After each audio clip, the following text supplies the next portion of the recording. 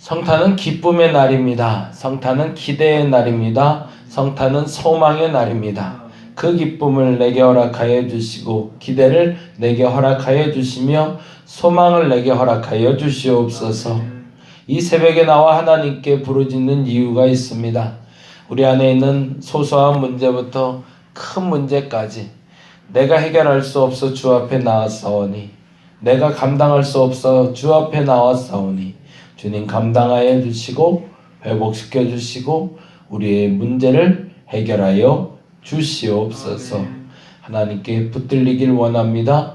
더 간절히 주님을 붙잡사오니 주님께 붙들리게 하여 주시고 나의 심령 가운데, 나의 중심 가운데, 나의 상황 가운데 그 모든 것에 자유함을 허락하여 주시옵소서. 주님을 믿습니다. 주님을 믿습니다. 병약한 자로부터 문제 있는 자에 이르기까지 이 새벽에 부르짖을 때 다 응답받게 하여 주시옵소서. 감사합니다. 고마우신 예수님 이름으로 기도드렸습니다. 아멘. 아멘.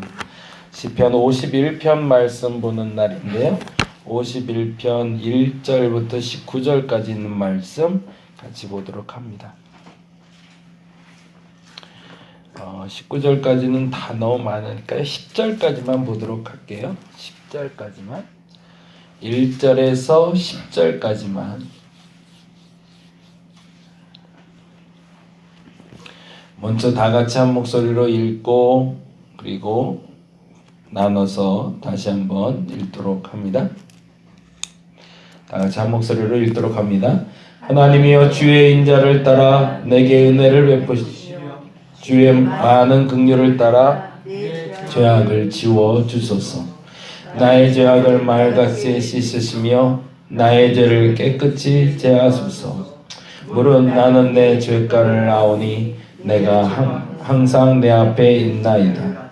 내가 주께만 범죄하여 주의 목전에 악을 행하였사오니 주께서 말씀하실 때에 의로우시다 하고 주께서 심판하실 때에 순전하시다 하리이다.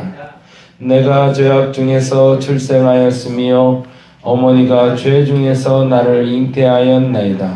보소서 주께서는 중심이 진실함을 원하시오니 내게 지혜를 은밀히 가르치시리이다.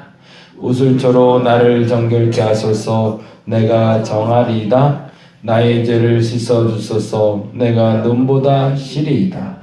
내가 즐겁고 기쁜 소리를 들려주시사 주께서 꺾으신 뼈들도 즐거워하게 하소서. 주의 얼굴을 내 죄에서 돌이키시고 내 모든 죄악을 지워주소서. 하나님이여 내 속에 정한 마음을 창조하시고 내 안에 정직한 영을 새롭게 하소서. 아멘. 나눠서 다시 한번 읽으면서 주의 말씀 내 마음속에 새기는 시간 되었으면 좋겠습니다. 하나님이여 주의 인자를 따라 내게 은혜를 베푸시며 주의 많은 긍휼을 따라 내 죄악을 지워주소서. 나의 죄악을 말같게 씻으시며 나의 죄를 깨끗이 제하소서.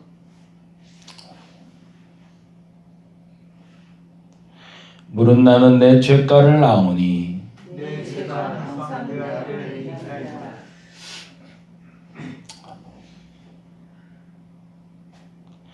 내가 주께만 범죄하여 주의 목전에 악을 행하였사오니 주께서 말씀하실 때 의로우시다 하고 주께서 심판하실 때 순전하시다 하리이다. 내가 죄악 중에서 출생하였으며 어머니가 제 죄에서 나를 하였나이다. 보소서 주께서는 중심이 진실함을 원하시오니 내 지혜를 은밀히 가르치시리이다.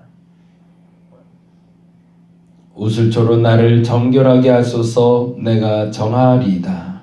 나의 죄를 씻어주소서. 내가 눈보다 시리이다.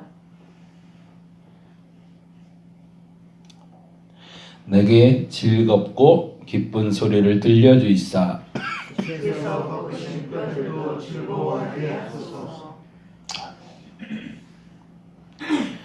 주의 얼굴을 내 죄에서 돌이키시고 내 모든 죄악을 지워주소서.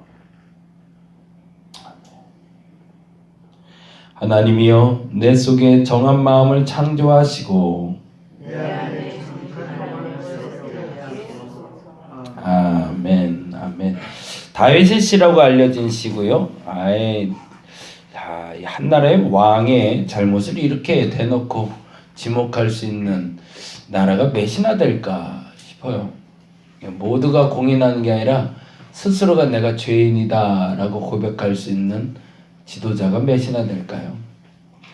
우리나라에서 지도자 중에 자기 죄를 내가 이게 죄다, 이게 죄였다 라고 고백할 수 있는 사람이 있으면 그 사람은 위인될 텐데, 안타깝게도 그죠? 다른 나라 대통령은 다 위인전에서 우리가 보는데 우리나라 대통령은 위인전에서 못 봐요. 이게 참 불쌍한 일이에요. 그죠? 한 나라의 지도자뿐만 아니라 한 공동체의 지도자가 되는 이가 스스로가 자신의 죄를 고백하고 그 죄에 대해서 인정하는 장면, 그 장면이 얼마나 멋진지 모르겠고, 그것을 당당히 성경에다 새겨놓고 그것을 읽고 있는 이스라엘 백성들이 얼마나 멋진지 모르겠습니다. 저와 여러분의 교회가, 그리고 저와 여러분의 섬기는 모든 공동체가 그러한 모습이면 참 좋겠습니다. 정말 멋진 건 스스로가 죄를 인정하고 그 죄에 대해서 공동체가 인정한 후에 용서해주고 그 죄에 대해서 고백하고 있는 내 모습과 그리고 그것을 듣고 있는 이들이 그 죄 때문에 창피하지 않은 공동체. 어떻게 하면 그런 공동체가 될 수 있을까가 오늘 시편 51편에 우리에게 알려주고 있는 시이기도 합니다. 참회시라고 일컬어지고요. 이게 이제 죄에 대한 고백시라고 얘기했는데, 우리가 잘 아는 대로 밧세바 사건이 터지고 난 다음에 나단이라는 이가 다윗에게 찾아와 너의 죄가 이것이다 라고 조목조목 이야기해 주자 그 죄에 대한 이야기를 듣고 본인의 죄를 자각하고 회복한 이야기. 그리고 나서 아마 그때 당시는 아니지만, 그리고 본인이 곱씹으며 이렇게 나의 죄를 고백하겠다라고 말했던 그 시에 대한 기록이 바로 시편 51편이라고 여겨지고 있습니다. 이건 참 재미난 표현이 하나가 나오는데요. 우리가 이제 노래로도 많이 있어서 알고 있는 시인데 7절 말씀인데 같이 한번 볼까요? 7절. 우슬초로 나를 정결하게 하소서 내가 정하리이다 라고 되어 있잖아요. 우슬초가 우리가 잘 알고 있는 식물로 보면 수세미 정도로 보시면 좋을 것 같아요. 수세미 정도. 이렇게 뭔가 스폰지처럼 뭔가를 이렇게 푹 빨아들일 수 있는 식물. 물을 이렇게 쭉 빨아들여서 이렇게 이렇게 닦을 수 있는 그러한 식물이 우슬초라는 식물인데, 이 식물이 쓰였던 용도는요, 사실은 그 나환자들 있죠. 요즘 문둥이라고 부르진 않고 나환자라고 부르는데, 나환자가 병이 나았을 때 제사장 앞에 가서 내가 몸이 깨끗해졌습니다 라는 걸 보여줄 때 이 우슬초로 이렇게 닦아줬다고 그래요. 그래서 우슬초로 닦아주고 나서 정말 뼈에 반점이 없네, 깨끗해졌네 라고 말해줄 때 이 우슬초로 정결케 했다고. 그러니까 학자들이 이 본문을 보면서 고민을 조금 한 것 같아요. 그래서 두 가지로 해석이 되는데, 첫째는 정말로 다윗이 밧세바를 범하고 나서 문둥병에 걸렸다 라고 해석하는 사람들도 있대요. 그러니까 정말 몸에 붉은 반점처럼 그 문둥병이 확 걸렸다는 거죠. 그리고 나서 이 회개를 끝낸 다음에 그 병이 나았다. 그래서 그 몸을 제사장에게 보여주고 그리고 정결케 됐다라는 얘기도 있고, 이제 정설로 여겨지는 건 이제 영적인 문둥병이라는 거죠. 영적인 나병이 걸려서 그 영적인 나병에 대한 비유적인 표현으로 우슬초를 나를 정결케 해달라고 요청한 것이다. 근데 아마도 후자가 맞는 것 같아요. 그래서 7절에 보면 이렇게 돼 있잖아요. 우슬초로 나를 정결하게 하소서 내가 정하리이다 라고 이야기하며, 나의 나병이 라고 나와 있는 게 아니라 나의 죄를 이라고 되어 있는 걸 보니 아마도 그 영적인 나병, 영적으로 문드러져가는 나의 모습, 그 모습에 대한 회개가 아닐까라고 여기는 게 더 낫지 않을까라는 생각을 해봅니다. 뭐 다윗의 그때 상황을 우리는 알 수 없으니 그렇게까지는 일단 추측해 볼 수 있을 것 같고요. 그런데 이게 공식과 같이 죄를 회개하는 방법에 대해서 말하고 있어요. 그래서 그 부분은 우리가 좀 점검하고 가야 될 것 같아요. 죄에 대해서 이야기할 때 제가 늘 부탁드리고 한번 점검해 봐야 될 거라고 얘기하는 게 죄와 악에 대한 구별입니다. 그것이 지난 어제 그 주일 예배 때도 말씀드렸는데 죄가 다르고 악이 다르죠. 죄는 뭘까요? 죄는 내가 스스로 잘못했다고 인정하는 게 죄입니다. 도둑질은 죄죠. 그건 내가 인정할 수 있죠. 그거는 죄예요. 근데 그 죄는 돌이킬 수 있는 가능성이 있는 겁니다. 근데 악은 돌이킬 수 없어요. 왜 돌이킬 수 없을까요? 죄는 잘못인 걸 인정할 수 있는 것을 말하지만 악은 내가 죄인지 모르는 것이 악이에요. 그러니까 악인들과 죄인이 다른 이유는 죄인은 스스로가 잘못했다는 걸 아는 사람들이에요. 그래서 돌아올 가능성이 있어요. 근데 악인은 스스로가 잘못하는 걸 몰라요. 그래서 어제도 그 얘기 드렸는데 어떤 사람이 내 말 때문에 상처받고 있는 걸 모르고 하는 사람들이 있어요. 자기가 행동을 해놓고서 그 행동이 다른 사람에게 얼마나 괴롭게 하는지 모르고 하는 사람들이 있어요. 그건 악인이에요. 근데 내가 말을 하는데 이 말 또 했어. 이 말 좀 하지 말았어야 되는데 이거 또 실수했네. 그 사람은 죄인이에요.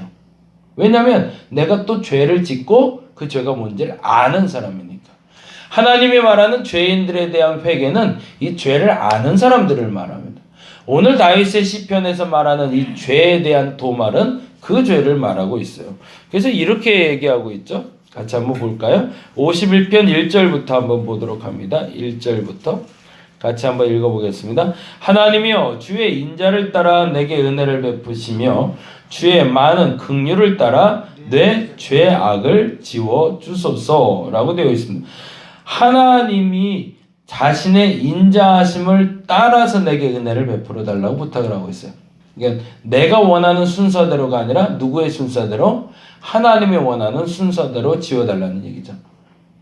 근데 보통 우리는 어떻게 원하죠? 내가 원하는 방법대로 내 순서대로 먼저 내 문제부터 먼저 해결해주고 다른 거 해결해 주시고 이렇게 나가는데 그게 아니라 내 문제부터 해결하고 그 문제를 해결하는 게 아니라 하나님의 방식대로. 바세바 사건으로 말미암아 먼저 회복되어야 될 사람이 누굴까요? 다윗일까요? 바세바일까요? 바세바죠. 나 때문에 상처받은 건 바세바지 내가 아니잖아요.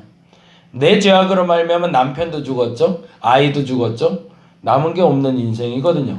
자살하고 싶은 여인이거든요. 자기는 겁탈을 당한 거거든요. 그 여인의 문제부터 먼저 해결해 주시는 게 우선이죠. 그게 하나님의 뜻이어야 되는 거죠. 근데 우리는 죄에 대해서 용서를 구할 때 어떻게 얘기하죠? 나부터 먼저.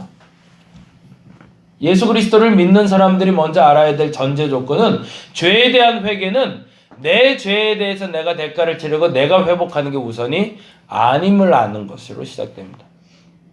근데 대부분의 사람들은 어떻게 요청을 하냐면 하나님 잘못했어요 용서해 주세요. 그러면 내 마음에 뭐가 먼저 오기를 원하는 거죠? 평안이 오기를. 근데 그러면 내가 먼저 구해야 될 건 뭐죠?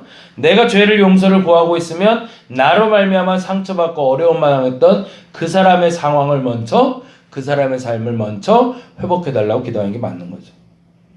그게 하나님의 인자를 쫓아 나가는 방식이죠. 근데 보편적으로는 내가 먼저 평안해지고 내 평안을 가지고 그에게 가서 용서 구해야겠다고 생각하는 거죠. 근데 그거는 잘못된 거죠. 그러다 보니까 무슨 일이 벌어져요? 나는 회복됐다고 얘기하면서 나 때문에 상처받은 사람은 아직도 상처받고 있는 상태인 거예요. 그러면 그게 회개인가요? 아니죠. 그건 돌아선 게 아니죠. 나 때문에 고통받았던 사람들이 회복되는 모습을 보고 그리고 나서 나도 회복돼야 순서가 맞는 거죠. 저와 여러분이 진짜 회개가 이렇게 시작되기를 원합니다. 근데 예수 믿는 사람들이 보통 그걸 안 하고요. 회개하고 돌아서면서 나만 돌아선 사람들이 많아요. 그래서 교회가 사실은 한국 교회는 두 번이 크게 갈라져요. 그게 일제시대 때 친일을 했던 사람들과 그리고 친일하지 않았던 사람들이 갈라지는 계기가 됐고요. 왜냐하면 진짜 회개를 안 했거든요. 그건 무슨 말이냐면 친이란 것이 죄다라고 깨달아지는 순간에 그것이 변절자라고 여겨졌을 때 스스로 나와서 내가 친일을 했습니다. 여러분이 용서해 주시면 내가 용서함을 받겠지만 용서 안 해주면 달게 받고 목회도 그만하고 내가 그 죄에 대한 대가를 치르고 살겠습니다 라고 말했으면 문제될 게 하등 없었는데 내가 기도했는데 어쩔 수 없는 상황이었고 하나님이 나를 용서했으니 나는 이 자리에 있겠노라고 말하는 사람들이 늘어나기 시작하자 나 그럼 이런 사람들하고 같이 목회 못해? 이런 사람들하고 신앙생활 못해? 라고 해서 한번 갈라지고요. 1950년에 6.25 동란이 일어나면서 공산화가 되었을 때 그때 당시에 순교당한 이와 순교당하지 않은 이로 또 갈라지게 됩니다. 그래서 동서남북으로 갈리듯이 우리나라가 그때 기독교가 크게 4가지 색깔로 달라지게 돼요. 그때 만일에 처음에 말했던 것처럼 내가 죄인임을 인정하는 순간 나를 용서할 사람들, 나 때문에 상처받은 사람들이 회복되지 않았는데 내가 원 상태로 원점으로 가면 안 되는데 가 있는 사람들이 생겼기 때문이라는 거죠. 그래서 한국교회는 50년 전부터 거슬러 올라가야 되고 70년 전으로 먼저 거슬러 올라가야 되는 게 맞습니다. 그게 우리가 소위 말하는 정치적인 적폐청산이라고 말하는 것처럼 한국 기독교의 적폐가 뿌리 내리고 있기 때문에 그래요. 근데 그게 내 안에도 있다는 거예요.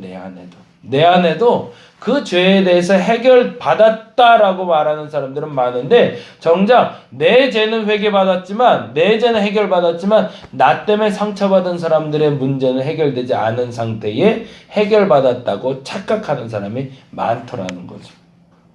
이 말이 여러분에게 잘 이해가 되었으면 좋겠습니다. 진짜 회개를 해야 됩니다. 그것은 내 말 때문에 상처받고 내 행동 때문에 사업이나 행동이나 삶이 무너진 이들이 회복될 수 있도록 기도하는 게 우선입니다.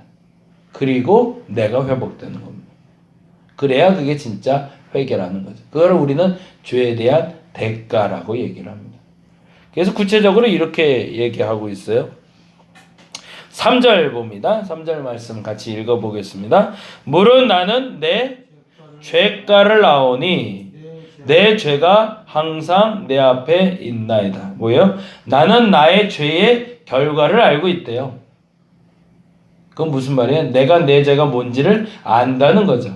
그게 죄에 대한 회개가 이루어지는 첫 번째 원칙입니다. 저와 여러분이 무슨 죄를 지고 있는지를 알아야 회개가 가능합니다. 근데 이걸 모르는 사람은 뭐라고요? 악인이라고요. 그 사람은 죄 용서를 받을 없는 겁니다. 곰곰이 요거는 되씹어 볼 필요가 있어요.